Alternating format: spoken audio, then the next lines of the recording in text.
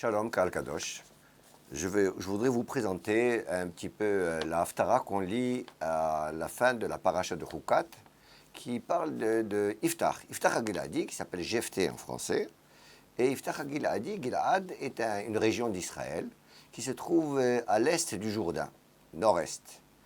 Et Iftach HaGiladi raconte dans cette Haftara les rapports qu'il a eus avec le roi de Ammon, un peuple qui se trouve aussi à l'est d'Israël, et est en relation directe aussi avec la paracha. La paracha de Chukat comprend plusieurs sujets, entre autres la paradouma, la vache rousse, mais aussi les rapports que Moshe a eus avec plusieurs peuplades qui se trouvaient dans la région quand ils voulaient rentrer en Israël, n'est-ce pas, en venant de l'Égypte. Alors évidemment, il rencontre d'abord au sud-est Édom, la royauté de Édom, et ensuite il rencontre les Amoraïm, les Amoréens, c'est comme ça que ça s'appelle, et ensuite il rencontre Og, le roi du Bashan. Le Bashan, c'est le Golan, qui inclut le Golan israélien et le Golan syrien. En fait, c'était le Golan israélien, quoi.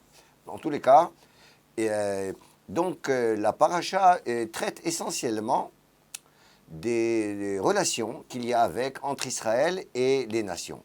Et plus exactement, les nations qui sont autour de la terre d'Israël, de l'État d'Israël. Alors évidemment, c'est directement relié à ce qui se passe aujourd'hui, n'est-ce pas, avec tous les problèmes qu'on a dans la région.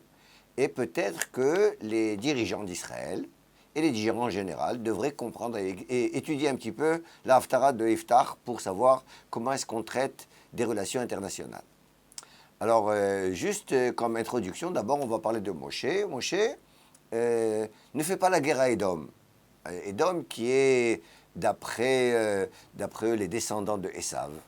Le Zohar dit que Édom finalement représente toutes les nations de l'Occident, tous les Occidentaux, quoi. Mais il ne fait pas la guerre. Et il contourne le territoire de Édom, de Esav, et passe un fleuve qui s'appelle Arnon. Arnon qui a un site touristique très appréhendé des Français essentiellement. Et il arrive donc dans le territoire qui était à l'époque de Ammon et de Moab, les Moabites et les Ammonéens, mais en fait, ce territoire a été conquis par les Amoraïm. Les Amoraïm, un peuplade de Kénaanites de la région, et c'est eux qui avaient conquis ces territoires. Et ensuite, il fait la guerre avec le roi des Amoréens, qui finalement, c'est eux qui ont agressé les Béné Israël. Les Béné Israël voulaient justement passer tranquillement pour arriver à Jéricho et rentrer en Israël. Mais là, le roi des Amoréens les a agressés, et donc, faute de choix, ils étaient obligés de combattre. Évidemment, ils ont combattu, ils ont conquis le territoire. Ensuite, il y a eu Og Melech HaBashan, le roi du Bashan, qui aussi agresse les Béné Israël. Et encore une fois, Moshe et les Béné Israël ont conquis son territoire. Et il a donné donc ces territoires à 2 tribus ennemies, n'est-ce pas? Reuven, Gad et la moitié du tribu du Ménaché. Bon. Alors ça, c'était une petite introduction pour savoir ce qui s'est passé 300 ans avant Iftach. C'est-à-dire Iftach, c'est un des juges, ça dépend comment est-ce qu'on compte, c'est le 8e ou le 9e juge à partir de Yahushua, qui donc était un chef politique, militaire à cette époque-là. Il a régné plus ou moins 6 ans, et c'est lui qui devait faire les guerres quand les Philistins, les Plishtim et les Ammonim, les Ammonites, voulaient conquérir la terre d'Israël, voulaient pénétrer à l'intérieur d'Israël et les maltraiter. En fait, à cette époque-là, c'était très difficile. Il y avait énormément de terrorisme et beaucoup de problèmes de sécurité. Et là, donc Iftach HaGiladi, Jephthé de Gilad, c'est lui qui devait sauver la situation. Alors, ce qui se passe, c'est que le roi de Ammon envoie un émissaire à Iftach, lui disant « Écoute Iftach, tes ancêtres ont volé mon territoire.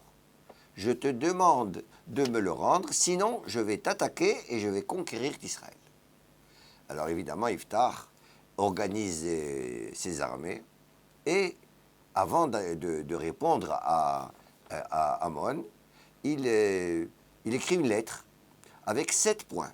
7 points essentiels qui vont justifier ses actes.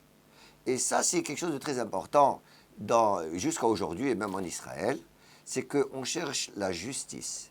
Il faut justifier tes actes.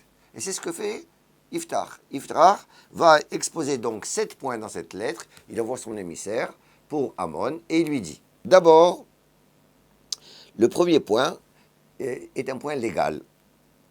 Ainsi parla Jephthé, Israël ne s'est emparé ni du territoire de Moab, ni celui des enfants d'Amon, puisque finalement, Israël, à l'époque de Moshe, ont conquis le territoire de la main des Amoréens, et pas du tout ni de Moab, ni de Amon.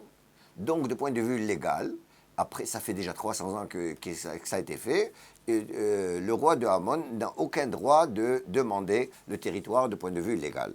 Le deuxième point, c'est de l'autodéfense. Parce que quand Moshe a voulu passer dans le territoire de Amon et de Moab, le roi des Amoréens, c'est lui qui les a agressés. Donc ce n'était qu'une défense. Et le territoire a été conquis donc par autodéfense. Alors ça c'est un deuxième point, disant au roi de Amon que finalement les Israéliens, les Béné Israël, n'avaient pas agressé, n'avaient pas voulu conquérir ce territoire. Le troisième point, c'est relié à la promesse d'Hachem. Hachem nous a promis tous ces territoires. Et donc, le fait que Israël prenne ces territoires, c'est parce que c'est une mission qui est voulue par Hachem, et pas du tout parce qu'on veut s'expandre ou on veut ajouter de la terre à Israël. Ça, c'est le troisième point. Le quatrième point, il lui dit au roi de Amon que finalement son émissaire lui avait menti. En fait, c'était le roi qui avait menti. C'est des mensonges. Chaque fois que les ennemis d'Israël veulent s'accaparer de territoire de la terre d'Israël, ils inventent des mensonges, se disant des descendants de tel ou tel autre peuplade, etc. Et là, dans ce cas-là, qu'est-ce qu'il fait?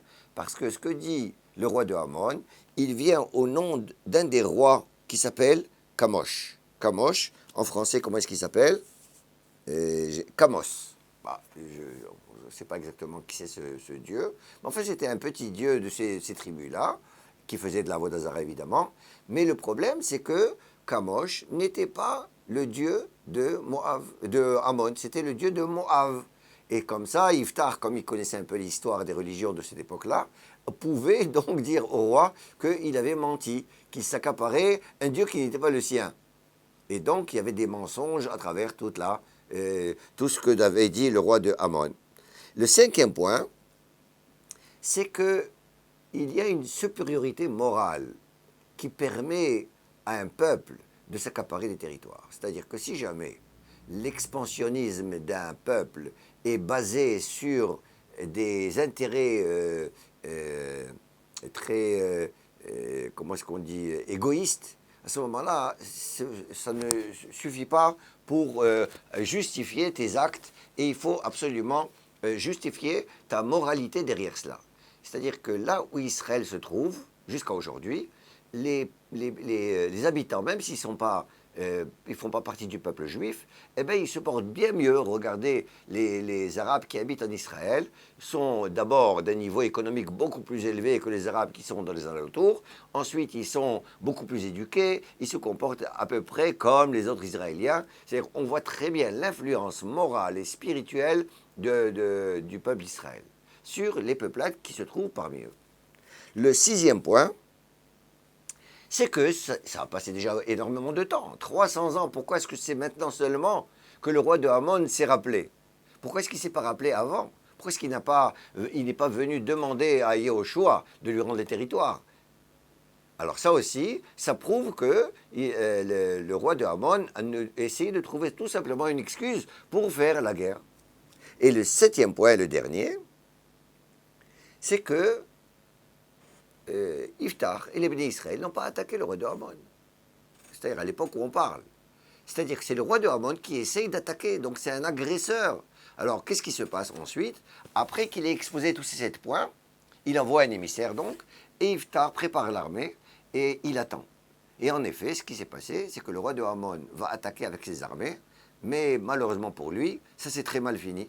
Iftar a réussi à le combattre, à gagner la guerre et à reconquérir tous les territoires qu'il avait pris auparavant, et c'est comme ça que la Haftara se finit.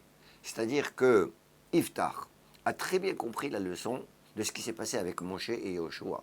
Et il a appliqué ça d'abord en exposant d'abord, en justifiant ce qu'il va aller faire, et en exposant exactement les arguments moraux et historiques, et ensuite il s'est préparé à la guerre. Il faut toujours faire les deux choses en même temps, et justifier avec une argumentation bien préparée, et avoir des tanks, des avions pour essayer de repousser les agressions.